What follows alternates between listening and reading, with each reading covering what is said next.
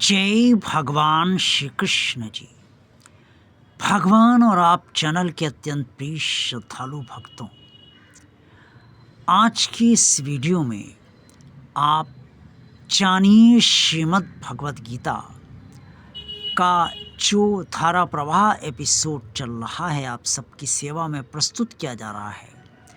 उसी कड़ी के अंतर्गत आज आप अध्याय 6 का चौथा एपिसोड आप सबकी सेवा में प्रस्तुत किया जा रहा है, जिसे आप सब पूरी श्रद्धा से सुनने का प्रयास कीजिए।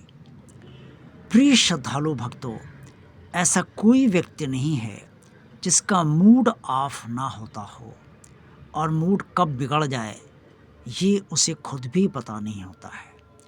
जब किसी का भी मूड ऑफ होता है या मूड बिगड़ा होता है, तो उस समय वो अपना मूड ठीक करने के लिए बाहर निकलता है, अपने जानने वालों से मिलना चाहता है और मिलता है, और इधर उधर यत्र तत्र घूमता रहता है, कुछ खाता पीता है, जिससे उसका बिगड़ा हुआ मूड ठीक हो जाए।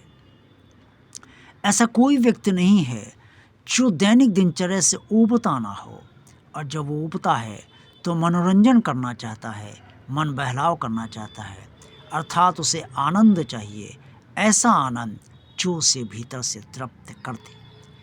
भगवान श्री कृष्ण ने कुरुक्षेत्र के मैदान में अर्जुन से ये बताया है कि मनुष्य को तृप्ति प्रदान करने वाला आनंद कैसे प्राप्त हो सकता है और किस तरीके से वो आनंद को प्राप्त कर सकता है। जो बात भगवान श्री कृष्ण ने अर्जुन से कही, उसे आप पूरी श्रद्धा से सुनिए और ध्यान से समझने का प्रयास कीजिए। तत्पश्चात उसका पालन भी आप सब अवश्य कीजिए। भगवान श्री कृष्ण ने अर्जुन से कुरुक्षेत्र के मैदान में इस बारे में जो कहा, वो श्रीमद् भगवत गीता के अध्याय 6 के अंतर्गत श्लोक 27 में स्पष्ट तौर पे वर्णित है। भगवान श्री कृष्ण कहते हैं, प्रशांत मनसम हूनम योगिनम सुखमुत्तमम उपैति शांत रजसम ब्रह्मभूत भूतम कलमशम। अर्जुन, जिसका मन भली प्रकाश शांत है, जो पाप से रहित है, जिसका रजोगुण शांत हो गया है, ऐसे सच्चिदानंद ब्रह्म के साथ एक ही भाव वे योगी को उत्तम आनंद प्राप्त होता है। भगवान श्री कृष्ण ने अर्जुन को समझाया कि मन शांत तभी होता है जब मनुष्य का रजोगुण शांत होता है, यानी कि जब रजोगुण से वो अपने को मुक्त कर लेता है या उसे नियंत्रण में कर लेता है, तभी वो उसका मन शांत होता है, क्योंकि तभी वो सांसारिक विषयों से अपने को निर्वृत्त कर पाता है।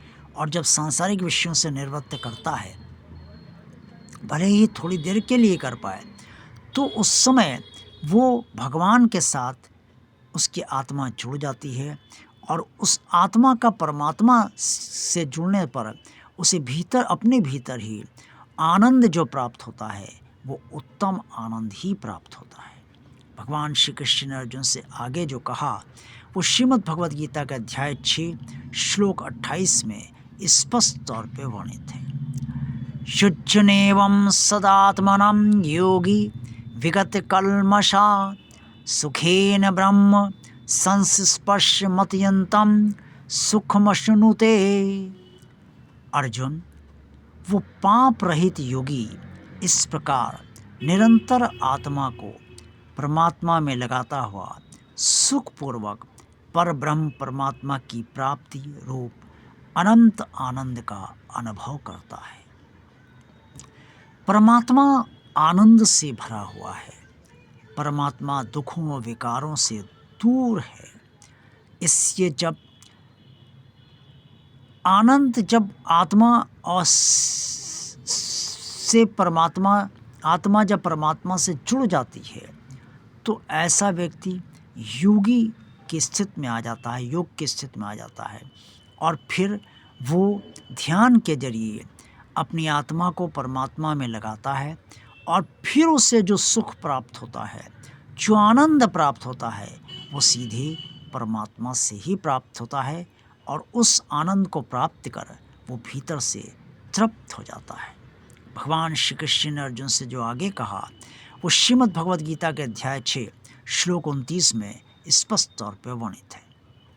भगवान श्री कृष्ण कहते हैं, सर्वभूतस्थ मात्मानं सर्वभूतानि चात्मनि ईशते योगयुक्तात्मा सर्वत्र संदर्शना। अर्जुन, सर्वव्यापी अनंत चेतन में एक ही भाव से स्थिति रूप योग से युक्त आत्मा वाला तथा सब में संभाव से देखने वाला योगी आत्मा को संपूर्ण भूतों में स्थित और संपूर्ण भूतों को आत्मा में कल्पित दिखता है। अर्थात परमात्मा अनंत चेतन है और सब तरफ व्याप्त है, एक भाव से सभी के अंदर आत्म रूप में स्थित है और सबको समान भाव से देखता है। परमात्मा की इसी स्थिति के अनुसार जो व्यक्ति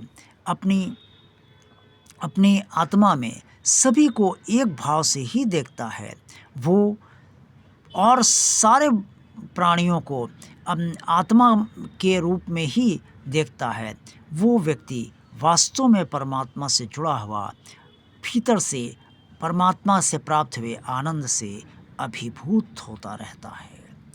जय भगवान श्री कृष्ण जी।